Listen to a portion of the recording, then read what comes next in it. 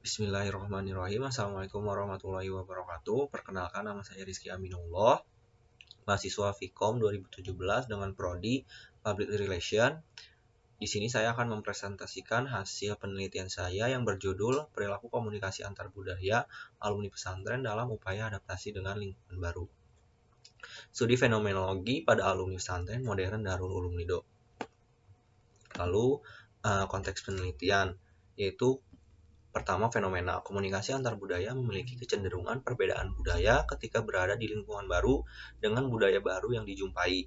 Yang kedua, kondisi ideal, keadaan yang seharusnya terjadi dalam komunikasi antar budaya, adanya keinginan untuk beradaptasi dan keterbukaan saat berada di budaya atau lingkungan baru. Yang ketiga, masalah atau kondisi saat ini, adanya hambatan perilaku komunikasi yang dialami alumni pesantren ketika berada di lingkungan baru. Yang keempat, hal menarik, adanya perbedaan budaya pesantren dengan lingkungan baru. Lalu fokus penelitian, berdasarkan konteks penelitian yang sudah diuraikan, maka yang menjadi fokus penelitian ini adalah perilaku komunikasi antar budaya alumni pesantren dalam upaya adaptasi dengan lingkungan baru.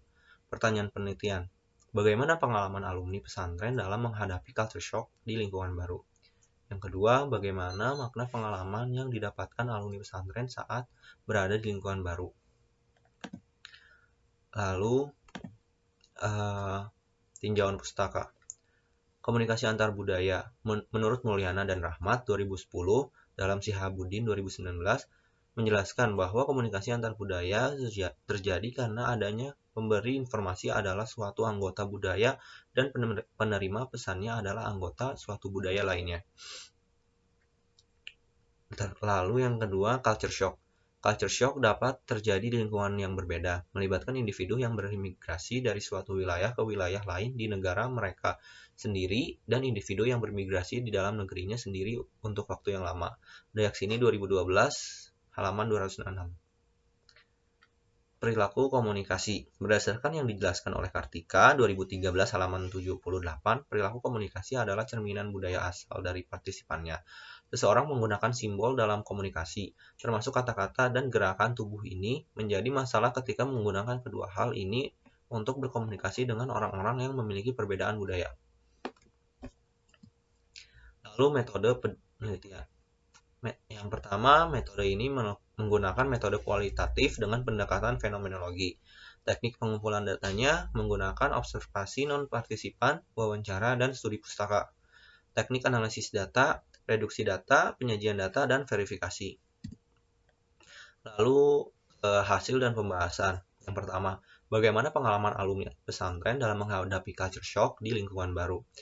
Yang pertama, perilaku komunikasi yang dilakukan alumni pesantren atau narasumber sama saja dengan perilaku komunikasi yang dilakukan di budaya sebelumnya.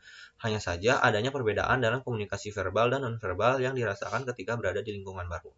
Yang kedua, adanya perbedaan yang signifikan antara menggunakan bahasa Arab selama di pesantren dan tidak bisanya dipakai ketika berada di lingkungan baru. Ini menandakan adanya perbedaan komunikasi verbal, yang dimana komunikasi verbal yang dipakai di budaya sebelumnya tidak bisa digunakan ketika berada di lingkungan barunya. Yang ketiga, komunikasi verbal yang ditemukan adalah dari segi bahasa dan intonasi yang digunakan, dan adanya surat untuk berkomunikasi. Secara keseluruhan, adanya perbedaan dalam segi berpakaian dan aturan berpakaian dari budaya sebelumnya.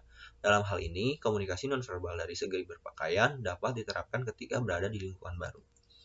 Lalu yang kelima, kemudian adanya interaksi yang dilakukan ketika narasumber berada di lingkungan baru. Narasumber melakukan interaksi dengan kerjasama dan akulturasi. Yang keenam, secara keseluruhan dalam proses dan menjadikan sebuah pengalaman bagi narasumber, adanya kecemasan yang dirasakan. Kecemasan yang dirasakan oleh narasumber adalah yang dimana suatu sifat yang dilakukan di budaya sebelumnya. Yang ketujuh, proses adaptasi dengan memperhatikan lingkungan sekitar adalah salah satu keputusan yang bijak. Dalam hal ini, proses adaptasi yang dilakukan oleh narasumber sesuai dengan apa yang dilakukan dengan kebanyakan orang pada umumnya. Yang kedelapan, peneliti menemukan perilaku komunikasi yang dipakai oleh narasumber. Perilaku komunikasi yang dipakai oleh narasumber adalah komunikasi asertif. Komunikasi asertif ini sangat penting digunakan dalam situasi atau keadaan di mana seseorang berada di lingkungan baru.